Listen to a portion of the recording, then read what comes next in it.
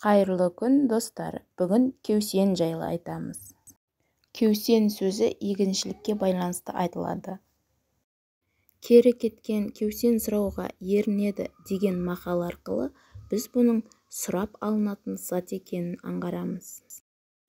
Қабдеш Жұмаділовтің «Тағдыр» атты шығармасында кеусен сөзі кездеседі. Шығарманың бас кейіпкері Демежан халықты отырықшылыққа үйрету үшін егіншілікпен айналысады. Осы шығармадан кеусен сөзіне мысал келтірсек. Сенің ол есебіңде менің жұмысым жоқ. Әзірге айтарым, жақында қомдаулы 2-3 түйе жіберемін. Мына бидайдың бірнеше қабын қарақабақтың диірменіне тарттырып, барлыққа көшерде біздің үйге жеткізіп бер. Биылша маған атаған кеусенің сол болсын, деді. Сонымен кеусен дегеніміз егін мол шығып, ауысқанын ауылдастарына, туысқандарға таратып беру.